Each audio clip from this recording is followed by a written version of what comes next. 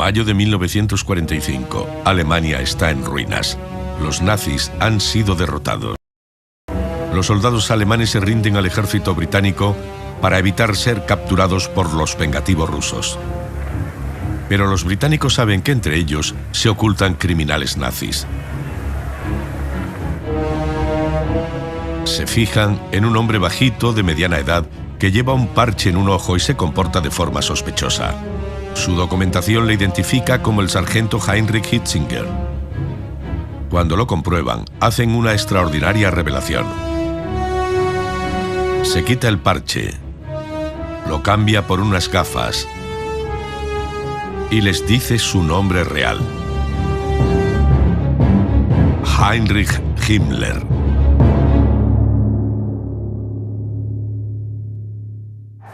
Para los captores de Himmler, él era tan importante como el mismo Hitler.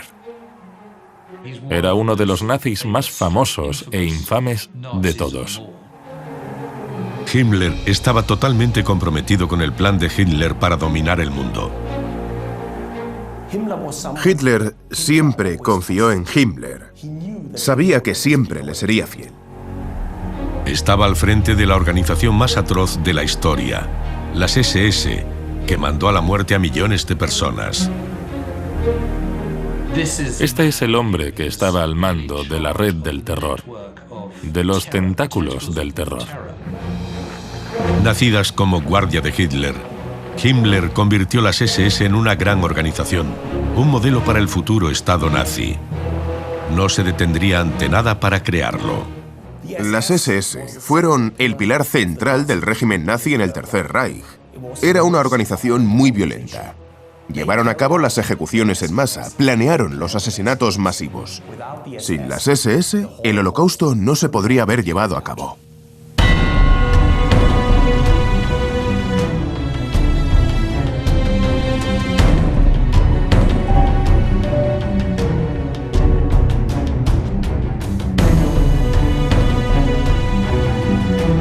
Proyecto Nazi. El imperio del terror de Himmler.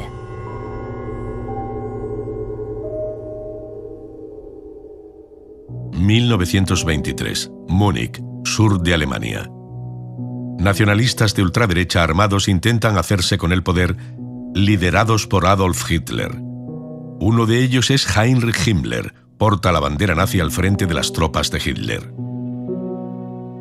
Este es el Putsch de Múnich, el primer intento nazi de acabar con la democracia. Para Himmler, que fantasea con ser un gran líder militar, es el momento más emocionante de su vida. Himmler comenzó siendo una figura menor en el Tercer Reich. Provenía de una familia acomodada y conservadora de Baviera, por lo que tomar parte en un alzamiento paramilitar callejero en 1923 fue un tremendo salto cualitativo respecto a lo que había hecho anteriormente. No pudo participar en la Primera Guerra Mundial porque aún se estaba formando. Ese fue el momento en que se dio a conocer en público y comenzó a vivir su fantasía masculina de ser un soldado. Pero los nazis son detenidos por la policía justo aquí, frente a un antiguo monumento a los caídos. Vuelan las balas y mueren 16 hombres de Hitler. Himmler no es ningún héroe y huye arrojando la bandera al suelo, donde se empapa con la sangre de los nazis muertos. Por casualidad, Himmler queda vinculado al icono más sagrado del partido nazi, la bandera de sangre. El martirio era la esencia de lo que hacían muchos nazis, de sus rituales. Por ejemplo, el ritual de la bandera de sangre en Nuremberg, donde Hitler porta la bandera y bautiza todas las banderas de las tropas de asalto con la bandera de sangre. Era una transmisión de la esencia divina. La conexión de Himmler con la bandera de sangre es un factor crucial en su ascenso al poder. Ingresa en las tropas de asalto, las SA, la fuerza paramilitar del partido nazi. Su labor es encargarse de los enemigos políticos de Hitler en las calles. Himmler se incorpora, pero está fuera de lugar entre tantos alborotadores. Cuando Hitler crea un nuevo cuerpo, tiene la oportunidad de hacerse notar. Los orígenes de las SS se remontan a 1923, cuando Hitler crea una guardia personal para protegerle en público, ya que sus apariciones causaban un gran revuelo en Múnich. Es a partir de ese momento cuando comenzamos a ver la trayectoria de las SS que Himmler se encarga de impulsar. La nueva unidad se llama simplemente Escuadras de Protección, Schutzstaffel en alemán. Han nacido las SS. Himmler explota su conexión con la bandera de sangre para ser aceptado en las SS. Su falta de experiencia militar se ve compensada por su innata capacidad organizativa. En solo 4 años, aparta a sus competidores para convertirse en el líder de las SS. Parece tener la habilidad de manipular a la gente, habilidad para la administración, para la organización, y sabe aprovechar las oportunidades cuando le llegan. Es extraordinario cómo sube en el escalafón y lo rápido que lo hace, así como su rapidez en controlar el régimen desde dentro. En sus primeros 2 años como líder, Himmler amplía las SS hasta contar con 3.000 miembros. Funda escuelas y academias de adiestramiento para adoctrinar a los nuevos reclutas en la ideología nazi, incluyendo un antisemitismo radical. A pesar de la juventud de la organización y su rápido crecimiento, Himmler describe a las SS como descendientes espirituales de los guerreros medievales alemanes. Las SS crearon un mito en torno a la organización. Se consideraban una orden, por lo que rituales y símbolos como las dagas eran muy importantes. Solían usar elementos de un pasado alemán o germánico. Lo vemos en el nombre de muchas divisiones de las SS. Gotz von Berlichingen, Frundsberg, Hohenstaufen, todos eran personajes de la época medieval o de las primeras etapas de la historia alemana. Todos los miembros de las SS debían considerarse parte de una antigua tradición de siglos atrás. Himmler no solo quiere que las SS parezcan superiores, quiere que sean superiores, racialmente superiores. Los hombres de las SS deben demostrar ser germanos puros, sin ascendencia judía al menos desde 1800, 1760 para los oficiales. Para animarlos a procrear más superhombres arios, Himmler inventa una ceremonia pseudopagana de matrimonio. Todo forma parte del plan para hacer de las SS la élite dominante del futuro Estado nazi. Himmler se convierte en uno de los ideólogos más destacados de la Alemania nazi, concibiendo las SS como una especie de caballería ideológica del Tercer Reich, casi como un clero, poseedores de los profundos secretos del credo nazi. Es imposible determinar si creía realmente en ello, pero lo vio como una herramienta política muy eficaz que utiliza para hacer que las SS sean algo más misterioso, más selecto y como un medio para crear una ética común entre los cada vez más diversos elementos de las SS. Pero en el camino de Himmler se encuentran las tropas de asalto, las SA, los paramilitares originales de los nazis. Su líder, Ernst Röhm, es un curtido veterano de guerra con medallas y cicatrices que lo demuestran. Recluta millones de voluntarios para luchar contra los enemigos del partido nazi.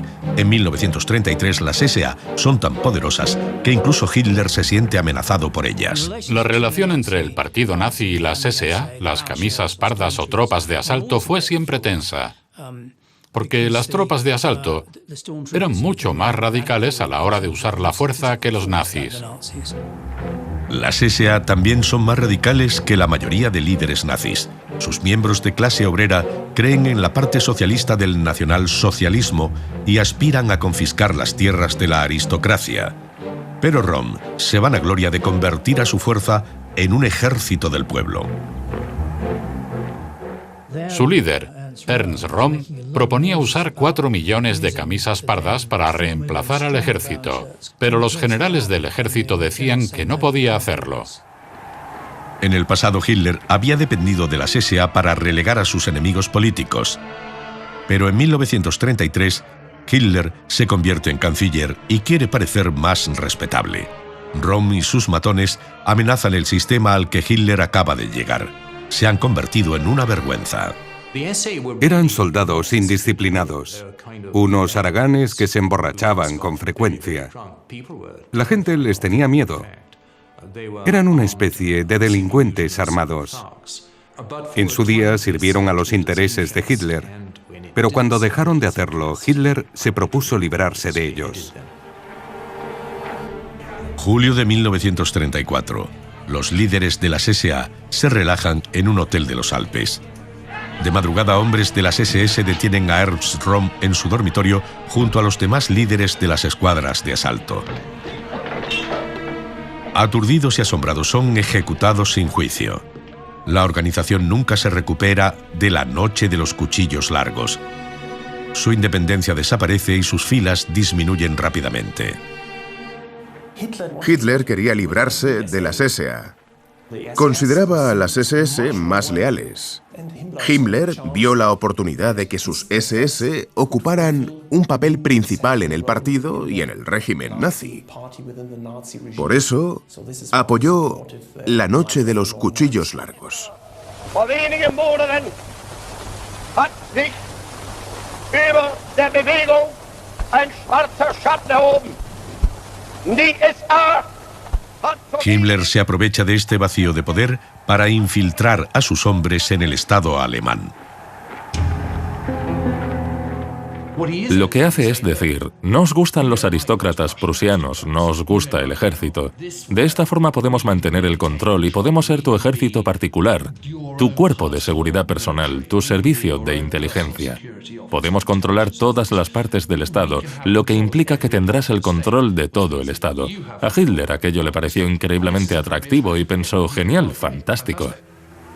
Himmler acelera sus planes para establecer un Estado de las SS. Creó el primer servicio de inteligencia y seguridad nazi, el Sicherheitsdienst o SD, en 1932. Espían a todos los que consideran una amenaza. Comunistas, sindicalistas, periodistas e incluso miembros del partido nazi son investigados. Cuando Hitler ocupa el poder en 1933, el SD está preparado. Ya tienen listados de adversarios políticos que son detenidos y enviados al primer campo de concentración de las SS, Dachau. Dachau es el más importante de los primeros campos de concentración nazi porque fue el primer campo creado por las SS. De alguna manera sirvió de modelo para los posteriores campos de las SS en los años 30 hasta Auschwitz. En el verano de 1933, 2.000 contrarios a los nazis, principalmente de izquierdas, fueron enviados a campos de concentración donde son torturados. Según cifras oficiales, 600 son ejecutados. Los prisioneros de Dachau son obligados a trabajar. Construyen el campo y producen todo lo necesario, desde muebles hasta botas. Himmler se da cuenta de que esa mano de obra cautiva es un activo valioso y se interesa por la creación y construcción de Dachau, visitándolo en varias ocasiones. Dachau es probablemente la iniciativa económica más importante de las SS en los años 30. Un campo de concentración con enormes barracones de adiestramiento para los guardas y la mano de obra de los prisioneros. Estos son los primeros orígenes del desarrollo de los trabajos forzados con fines económicos que luego se extenderán por todo el sistema. Los prisioneros son obligados a producir bienes para su venta comercial. Las SS abarcan incluso el mercado del agua embotellada. Las SS adquieren cada vez más poder acaparando todo tipo de funciones económicas. Tiene un imperio económico. Himmler era un fanático del agua. No creía en el alcohol. El agua mineral más popular de Alemania, llamada Apollinaris, formó parte de ese imperio económico de las SS. Nunca he podido tomar un vaso de agua Apollinaris sin pensar en ello. Mientras su imperio comercial crece, Himmler también incrementa su poder sobre las fuerzas de seguridad del Estado. En 1933, Hermann Göring crea su propia policía secreta a partir de las secciones políticas y de inteligencia de la policía prusiana. Un año después, Himmler toma el mando. Gestapo. Sus dependencias en la calle Prinz Albert de Berlín se hacen notorias. Hoy, un monumento ocupa su lugar. En los años 30, el edificio y los hombres que lo ocupaban aterrorizaban a todo el que se opusiera a los nazis. La Gestapo creó una cárcel aquí, en el sótano del edificio sur. Tenía 38 celdas individuales y una grande colectiva. Aquí retenían a la gente durante los interrogatorios de la Gestapo. Cuando la Gestapo detenía a alguien, se le traía aquí. El objetivo era que hablara lo antes posible. Durante el interrogatorio, se le sometía a torturas brutales. Las torturas formaban parte integral de la investigación. Era lo normal. Tan normal que el trabajo de la Gestapo era bien conocido por el público alemán. Cuando piensas en el nombre de la Gestapo, la policía secreta estatal, crees que es una organización que trabaja en secreto, identificando a enemigos ocultos al régimen. En cierto modo lo hacían, pero la Gestapo era de todo menos una organización secreta. Operaban abiertamente y su trabajo era publicado en los periódicos, por lo que la gente sabía que existían y cuál era su labor. En 1936, Hitler toma una decisión fatídica. Centraliza el control de todos los cuerpos de policía locales y regionales bajo el mando de Himmler, aumentando enormemente su imperio. Himmler ya no solo controlaba a sus SS, sino también a la policía. Pero la policía y las SS no se mezclaban. Eran dos organizaciones distintas, pero bajo un mismo mando. La policía alemana era como cualquier otro cuerpo de policía. Tenía detectives, policías de calle y policía criminal, policías normales que hacían labores de tráfico y de seguridad para salvaguardar el bienestar de la población. Y todos se incorporan también a las SS. Himmler controla ahora a la policía regular uniformada, unidades paramilitares armadas y a miles de detectives. Nadie se resiste a su toma del poder. Los cuerpos de policía, por lo general, estaban más a favor del nazismo y su ideología que, por ejemplo, el ejército. Eso ayudó en gran parte a integrar a la policía en las SS. Las SS empezaron así y acabaron extendiendo sus tentáculos por todos los aspectos del Tercer Reich. Todo el aparato de seguridad alemán está ahora bajo el férreo control de Himmler, y los nazis despliegan sus cuerpos estatales para implementar sus políticas raciales. Su objetivo es purificar el país. Procedieron a purgar al pueblo alemán de elementos que consideraban ajenos, como los judíos, los homosexuales y demás. Las SS y sus ramificaciones, como el Servicio de Seguridad y la Gestapo, jugaron un papel crucial en ello. El 9 de noviembre de 1938, Himmler ordena a la Gestapo y al SD orquestar un ataque nacional contra negocios judíos y sinagogas. Sus hombres destruyen miles de edificios y matan a cientos de judíos. Envían a 30.000 a campos de concentración. Rompen tantos escaparates de negocios que ese ataque acaba siendo conocido como la Noche de los Cristales Rotos. Muchos alemanes consideran que es una violencia desmedida, aunque no simpaticen con los judíos. La visión de tiendas destrozadas, cristales rotos, edificios quemados, desorden y descontrol incomodó a mucha gente. Pero hay que distinguir entre el desagrado ante esos actos públicos de violencia antisemita y estar dispuesto a mirar para otro lado y permanecer indiferente a la violencia contra los judíos. Incluso pensando que los alemanes odian los disturbios, Himmler sabe ahora que toleran su persecución judía. Para consolidar aún más su poder, crea la Oficina Central de Seguridad del Reich, o RSHA, con sede aquí, el cuartel general de la Gestapo en Berlín. Los nazis ahora han penetrado por completo en las fuerzas de seguridad del país. Este era el centro de las SS y de la policía, el centro del estado de las SS de Himmler.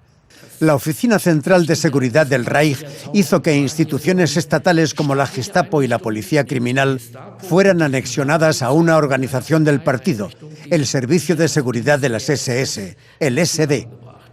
Esta fue una característica típica del aparato del terror y también del régimen nazi: vincular el partido a las instituciones estatales. Es un acto coordinado del aparato de seguridad de la Alemania nazi. Les proporciona un poder que no deja de crecer durante la guerra. Algunos historiadores han dicho que empezó incluso a engullir al aparato normal del Estado. Oficinas de la Gestapo por toda Alemania se convierten en centros locales de mando de las SS de Himmler. El terror nazi era aplicado sistemáticamente desde lugares como este, la oficina regional de la Gestapo en Colonia. Por un lado, existía un terror burocrático que se hacía en los despachos. Grababan a la gente, redactaban listas, llamaban a la gente y la interrogaban. Cuando eran sospechosos a ojos de la Gestapo, eran torturados, a veces en las mismas oficinas. Pero lo más importante eran estas celdas. Las celdas fueron usadas de forma consciente para intimidar, especialmente a mediados de los años 30. Les traían aquí sin proceso judicial alguno, sin derecho a un abogado. Los sentaban en estas celdas, muchas veces sin saber de qué se les acusaba.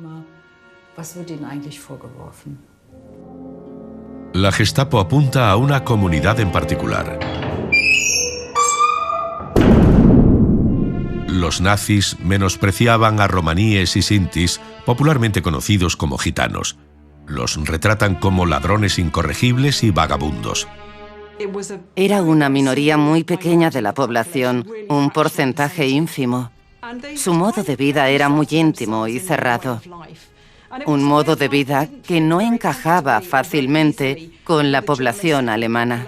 Empezó a quedar claro desde 1934 o 35, de esos años en adelante, que los nazis querían una Alemania limpia con una imagen sólida, y eso implicaba expulsar a los romaníes y sintis. Y eso ocurrió en muchas ciudades, en Colonia entre otras. Para satisfacer la obsesión de Himmler con las distinciones raciales, se registran los detalles físicos de las familias romaníes y sintis antes de ser enviadas a campos de concentración. Las técnicas usadas durante las redadas y el traslado de sintis y romaníes serán perfeccionadas durante el Holocausto, cuando serán exterminados millones de otros racialmente indeseables. Es importante tener en cuenta que hubo más de un genocidio. El exterminio nazi de la población judía europea fue un genocidio. Hubo un genocidio de sintis y romaníes. Los llamaban porraimos, el gran devorador, el equivalente a la Shoah de los judíos. Hubo un total de 1 millón de víctimas gitanas, 1 millón de víctimas sintis y romaníes del nacionalsocialismo de toda Europa, de los territorios ocupados. El 31 de agosto de 1939, soldados polacos atacan esta emisora de radio alemana de Gleiwitz. La noticia del ataque se difunde por la radio alemana e incluso por la BBC. Hitler está furioso y ordena la invasión de Polonia en represalia. Pero, naturalmente, el ataque de Gleiwitz es una argucia, parte de un elaborado y engañoso plan de las SS, la Operación Himmler. Los atacantes son realmente agentes alemanes vestidos como polacos. Toman el control de la emisora y emiten un confuso mensaje antialemán en polaco. Finalmente, los agentes nazis arrojan varios cuerpos en el lugar. La propaganda nazi afirma que son atacantes polacos. La verdad es mucho más siniestra. Unos 12 prisioneros de Sachsenhausen son asesinados y vestidos con uniformes polacos como prueba de una incursión en la frontera polaca, justificando así la declaración de guerra contra Polonia. Himmler da a Hitler la excusa que quiere para lanzar la guerra en el este. El ejército alemán cruza la frontera de Polonia, donde les espera una espectacular conquista. Himmler quiere que sus hombres marquen el camino, Su plan es convertir a su policía secreta y guardias del campo de concentración en una fuerza de combate de élite, las Waffen-SS. Estos pilares a la entrada del Archivo Nacional de Alemania ocultan un siniestro recordatorio de su pasado nazi. Detrás del hormigón se alzan dos enormes estatuas de hombres de las SS, porque hace 70 años ese fue el cuartel de la guardia de élite de Hitler, la Leibstandarte SS Adolf Hitler.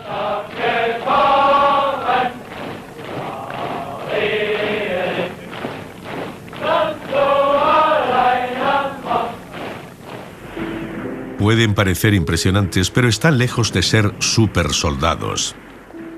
La propaganda nazi siempre ha representado a las Waffen-SS como una fuerza de élite. Sin embargo, la realidad era muy diferente, especialmente en los primeros días de la guerra. Las SS no estaban bien equipadas, su instrucción era muy pobre y la calidad del cuerpo de oficiales muy baja. A menudo, los oficiales de las SS eran exoficiales del ejército, considerados como de segunda o tercera clase. No tenían perspectivas de hacer una gran carrera y por eso se alistaban en las SS.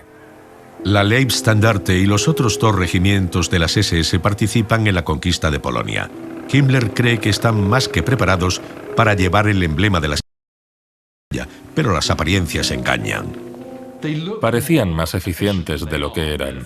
Son los primeros en vestir de camuflaje, cosa que Himmler patenta inmediatamente. Pero ir equipado no te hace mejor soldado. El problema de esas unidades militarizadas de las SS, que después serán las Waffen-SS, es que toda la organización, todo su liderazgo, se basaba en gente que no tenía experiencia. No hay un buen liderazgo militar, ni táctico ni operativo. Eso queda demostrado en su falta de instrucción militar, de pericia militar. Tuvieron que aprender a las malas, mediante experiencias amargas, antes de ser eficientes. Generales y oficiales del ejército regular estaban hartos de ellos porque atacaban al enemigo sin pensar en nada y los masacraban, mientras que los militares formados de manera convencional se contenían, usaban la táctica. No eran tan efectivos. Eran demasiado enérgicos para participar en ofensivas militares de una manera racional. En 5 semanas el ejército alemán aplasta la resistencia polaca. Las SS no se distinguen especialmente en el campo de batalla, pero masacran a cientos de civiles judíos detrás de las líneas para satisfacción de Hitler. Agentes de la Gestapo y hombres del SD confeccionan listas de importantes líderes polacos que deben ser detenidos y ejecutados. La tarea se le encomienda a 5 llamados grupos de operaciones o Einsatzgruppen. Los Einsatzgruppen se reclutan entre varias ramas de la organización de Himmler. Había hombres del SD, guardias de campos de concentración trasladados temporalmente y policías. Estaban implicados en operaciones contra la élite polaca, contra la intelectualidad, contra clérigos, oficiales del ejército y cada vez más también contra judíos, siempre vistos por los nazis como una especie de líderes de una oposición maléfica. Los 3.000 hombres de los Einsatzgruppen han asesinado a más de 60.000 polacos a finales de 1939. Luego fuerzan a los judíos polacos a vivir en guetos improvisados por todo el país. Miles mueren en una brutal redada. Muchos más morirán de desnutrición y enfermedades en los años posteriores. Las SS se acercan cada vez más a la solución final. Pero Himmler ansía tener un papel militar mayor. Convence a Hitler de que le permita aumentar el número de sus tropas de combate. Cuando desatan la guerra relámpago en Europa Occidental en mayo de 1940, 3 divisiones completas de las SS están listas para participar. Una es la Totenkopf, o División Calavera, formada por antiguos guardias de los campos de concentración. El 26 de mayo de 1940, capturan a 96 soldados británicos en el pueblo francés de Le Paradis y los aniquilan. Formaba parte de la cultura de las SS. Acostumbrados a trabajar como guardias del campo de Dachau, por ejemplo, trataban al enemigo como basura. Los desprecian, les escupen, los golpean y ejecutan si se salen de la fila. En cuanto al comandante Le Paradis, por ejemplo, le preocupó que unos británicos se salieran de la fila, así que los alineó contra un paredón y los fusiló. Esta matanza no es la única. 2 días después, miembros de la división Leibstandarte de las SS asesinan a otros 80 soldados británicos, pero lejos de ser condenados, estos hombres reciben elogios de Hitler que les dice: de ahora en adelante, será privilegio vuestro liderar todo ataque alemán. Ya está planeando un asalto al régimen que odia sobre todos, la Unión Soviética. Hitler cree que la crueldad de las unidades de combate de Himmler será vital para su campaña. Hitler creía en el poder de la voluntad. Había que ser agresivo y si el enemigo pretendía arrollarte, si eras lo bastante fuerte, si tenías suficiente fuerza de voluntad, podrías responder. Lo que distinguía a las Waffen era sobre todo su fanatismo. Tenían un adiestramiento ideológico que les hacía ser brutales. Era una preparación muy política. Las unidades de las Waffen-SS eran mucho más proclives a cometer atrocidades que las unidades de las Wehrmacht. En parte, al menos, era debido a su adoctrinamiento, o para ser más exactos, a un elemento del adoctrinamiento de la ideología nazi. Yo lo llamo el culto a la dureza. Había que ser duro con uno mismo, pero también con el enemigo. El mundo se veía en blanco y negro. Los que no están contigo están contra ti. Y puedes tratarlos cruelmente, o debes tratarlos cruelmente. 22 de junio de 1941. Comienza el ataque contra la Unión Soviética. En ese momento las Waffen-SS están compuestas por 6 divisiones. 1 o 2 son destinadas a cada uno de los 3 grupos de ejércitos invasores. Su tenacidad en defensa y ferocidad en ataque les hacen ganar fama como fuerzas de élite. 4 de las divisiones clave de las SS, la Leibstandarte, Das Reich, Totenkopf y Viking, se convierten en divisiones motorizadas y más tarde en divisiones acorazadas. Esto significaba que podían ser usadas como reservas móviles. Cada vez que había un momento de crisis en el frente oriental, las divisiones Waffen-SS eran enviadas allí para resolver la crisis.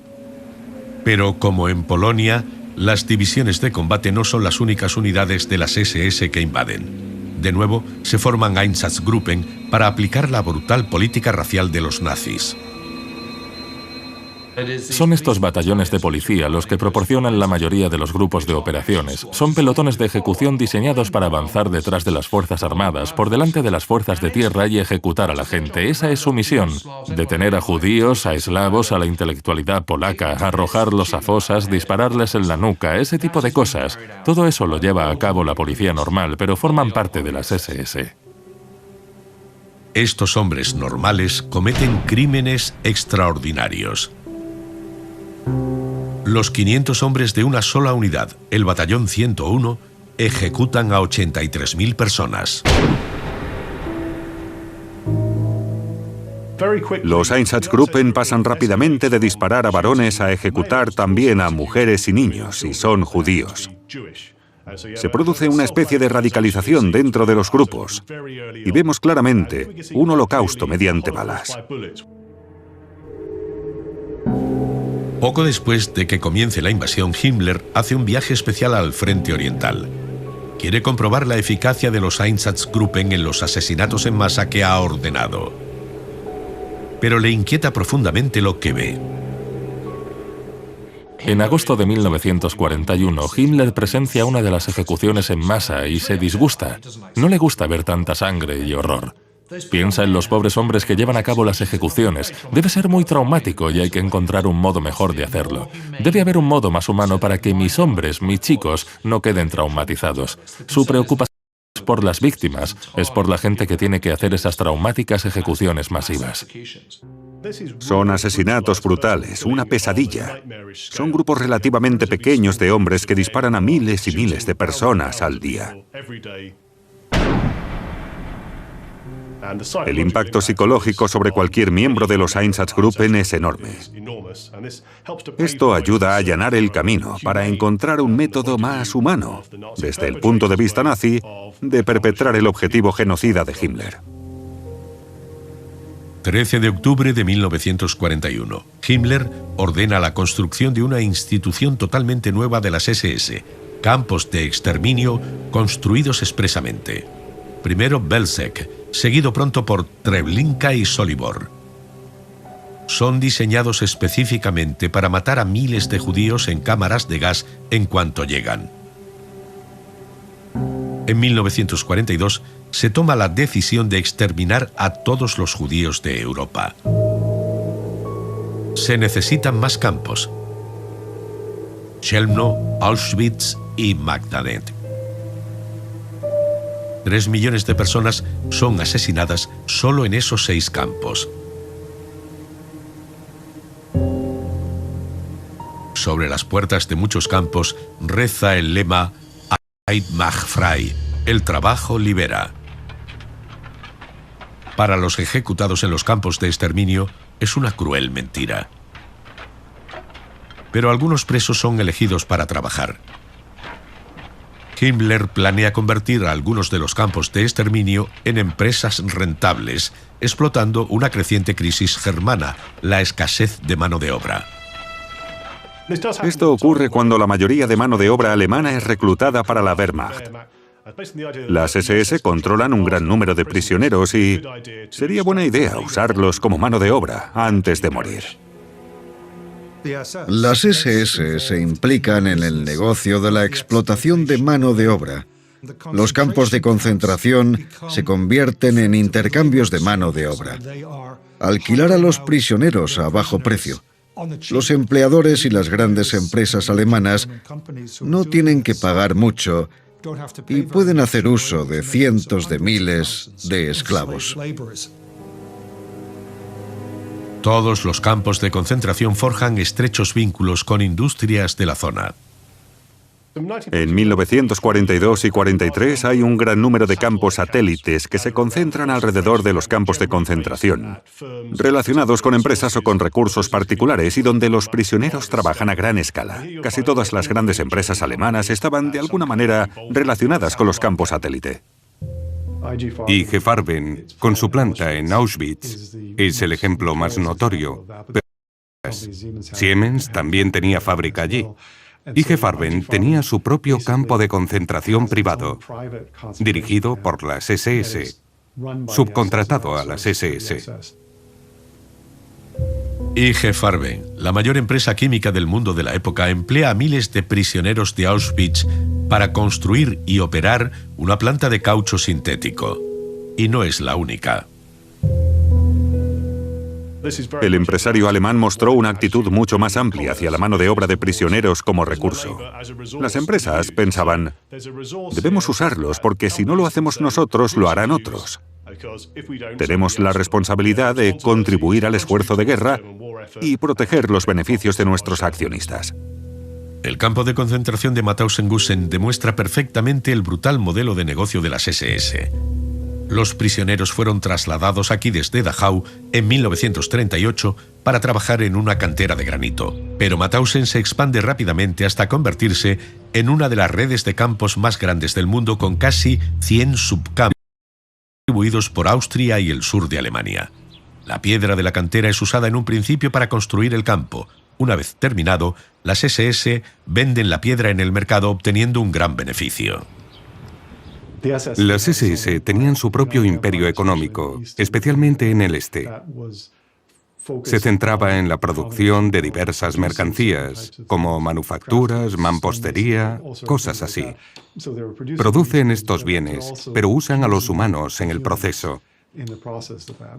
La idea de matar a la gente mediante el trabajo fue desarrollada por las SS. Mauthausen no es un negocio normal. Cada bloque de granito es extraído de la cantera a mano. Las SS obligan a los presos a transportarlo, subiendo la escalera de la muerte. Para los prisioneros enfermos y desnutridos, acarrear piedra subiendo 186 escalones es una sentencia de muerte. Pero la política de las SS de exterminar a los enemigos raciales a través del trabajo entra en conflicto con otra prioridad: ganar dinero.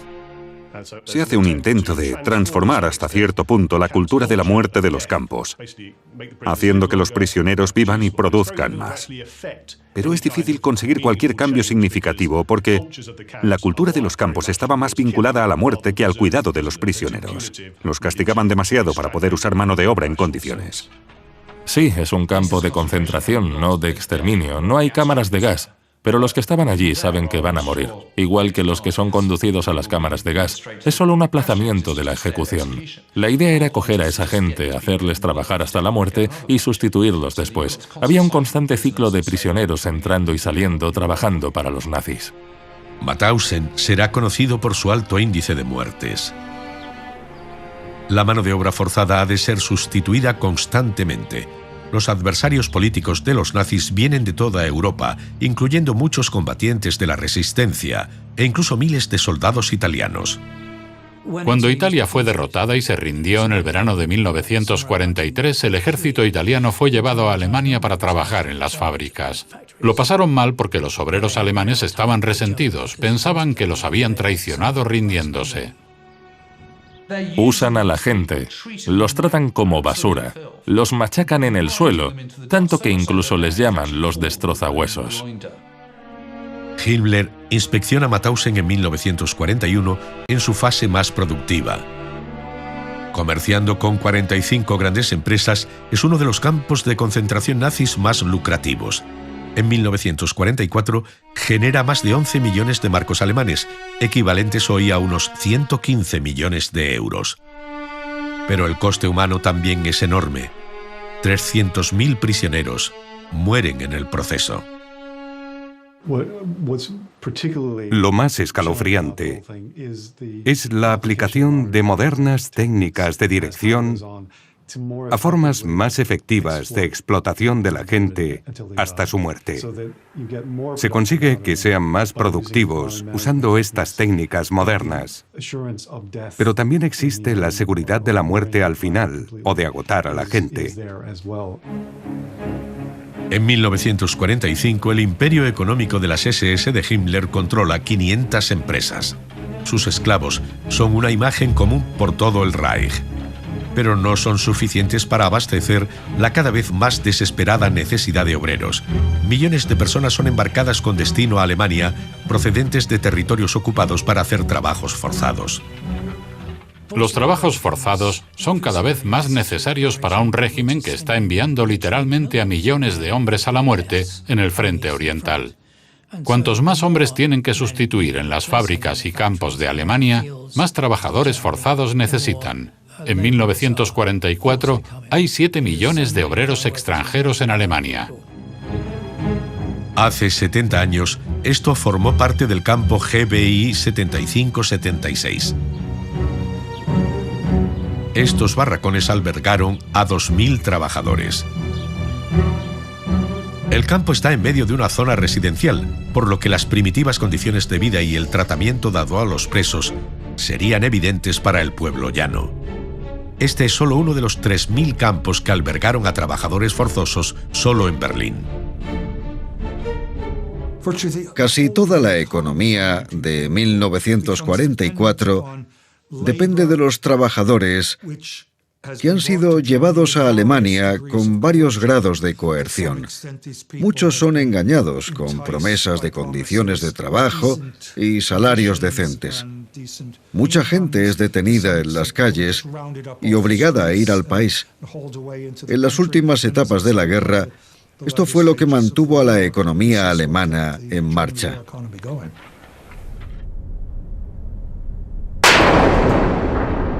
En el cuartel general de la Gestapo en Colonia, las paredes de las celdas muestran nombres de trabajadores forzados de toda Europa. Son encarcelados por diversos delitos, desde relaciones sexuales ilegales a delitos más graves como la sedición e incluso el sabotaje. La situación empeoró a medida que avanzaba la guerra. Las celdas estaban cada vez más llenas. Ya no los encarcelaban de 1 en 1 o de 2 en 2, sino hasta 5, 6 o 10 en una celda. Por una inscripción que dejó un francés, sabemos que una vez hubo incluso 30 personas encerradas juntas.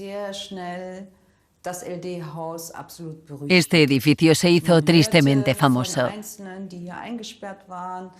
Se conocen historias sobre los prisioneros que estuvieron encerrados aquí. La gente temía a los hombres de la Gestapo, les preocupaba ser señalados por ellos y no volver nunca. Era una situación intimidatoria. Y tenemos informaciones de gente que pasaba por la calle que los oía gritar desde las celdas. En los últimos meses de la guerra, los que aún seguían viviendo en las casas circundantes podían mirar al patio y ver cómo ejecutaban a prisioneros.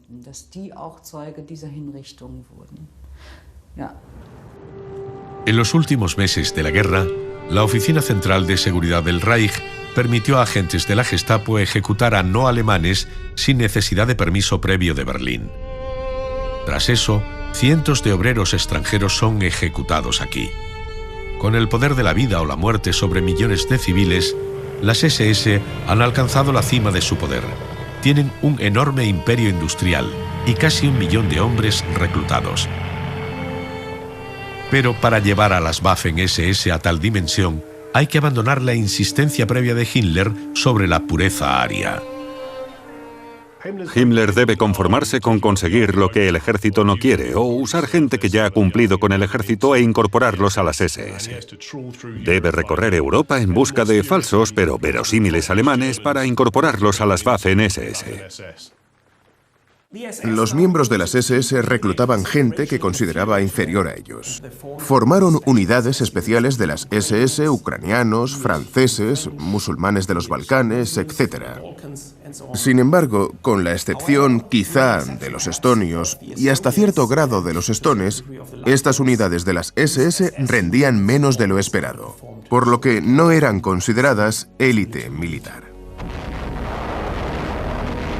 Cuando británicos y norteamericanos desembarcan en Normandía en junio de 1944, aplastan a las divisiones Panzer SS. Cuando las Waffen-SS caen, el imperio de Himmler se desmorona. Como duro soldado de las Waffen-SS, no puedes rendirte. Los soldados de las SS tenían explícitamente prohibido rendirse, pero en realidad lo hacían, lógicamente. Pero Hitler sigue teniendo fe en Himmler. En enero de 1945 le da lo que lleva ansiando toda su vida, una alta responsabilidad militar. Es puesto al mando de un grupo de ejércitos con órdenes de contener el avance soviético sobre Berlín, pero Himmler demuestra no ser mejor soldado que muchos de sus hombres de las SS. La caída en desgracia de Himmler comienza cuando toma el mando del grupo de ejércitos Vístula en 1945 y actúa de forma desastrosa, dadas las condiciones adversas a las que se enfrentaba en el frente oriental. Se viene hipocondríacas, dolencias estomacales y tiene que ingresar en un hospital para recuperarse. Ya no tiene poder sobre su imperio. Totalmente fuera de lugar, Hitler lo destituye del mando de su ejército menos de 2 meses después. Tras más de 20 años, el vínculo de lealtad entre los dos nazis más prominentes empieza a romperse. En las actividades de Himmler, en los últimos meses del Tercer Reich, mostró realmente su carácter. Fue codicioso, mentiroso, traidor y escurridizo. Mostró su frágil vacuidad, su deshonestidad. Y de ahí viene de alguna manera el descalabro de toda la ideología de las SS. Cuando el Ejército Rojo se acerca a Berlín, algunos hombres de las SS se preparan para su defensa final, aunque no son alemanes. Hay franceses de la división Carlomagno junto con reclutas de Escandinavia, los Países Bajos y los estados bálticos. Pero su líder no estará con ellos. Increíblemente, Himmler ha comenzado negociaciones secretas con los aliados a espaldas de Hitler. El Führer enfurece. Retira a Himmler todos sus títulos, lo expulsa del partido nazi y ordena su arresto. Himmler intenta escapar. Demuestra un comportamiento cobarde por sus negociaciones con los aliados hasta sus últimos días, cuando es entregado a los británicos, como dijo uno de sus subordinados, como un personaje de una mala novela de detectives. Fingiendo el sargento Heinrich Hitzinger, Himmler es detenido en un puesto de control improvisado por un grupo de trabajadores forzados soviéticos. Lo entregan al ejército británico. Cuando llega a un campo de interrogatorios, admite finalmente su verdadera identidad. A los ojos de sus captores, solo es un hombre patético, sin mentón, un ralo bigote y miope. ¿Es él realmente? ¿Es él? ¿Es el gran Heinrich Himmler? ¿El hombre que tenía tanto poder en sus manos ha quedado reducido a esto? Mientras es examinado por un médico del ejército, Himmler ingiere una cápsula de cianuro. Se produce un desesperado forcejeo por quitarle el veneno, pero a los pocos minutos Himmler está muerto. Ha burlado a la justicia para decepción de sus víctimas y sus colegas. Muchos soldados de las SS se sintieron defraudados porque Himmler no estuviera presente en los juicios de Nuremberg y diera explicaciones sobre la organización. Hitler ya había muerto y ahora moría también Himmler. Su portavoz había desaparecido. Cuando son liberados los campos de concentración, emerge el horrible legado de Himmler. Los nazis encerraron a sus víctimas en más de 40.000 campos y guetos. Entre 15 y 20 millones de personas fueron encarceladas o asesinadas en ellos. Las SS fueron un pilar central del Tercer Reich y el régimen nazi. Fue una organización muy violenta. Fueron el cerebro y el brazo ejecutor de los crímenes en masa. O en otras palabras, sin las SS, el Holocausto no habría tenido lugar. El cuerpo de Heinrich Himmler fue enterrado en una tumba sin nombre en algún lugar del norte de Alemania. Se ha perdido todo rastro de él. Sin embargo, sus millones de víctimas nunca deben ser olvidadas.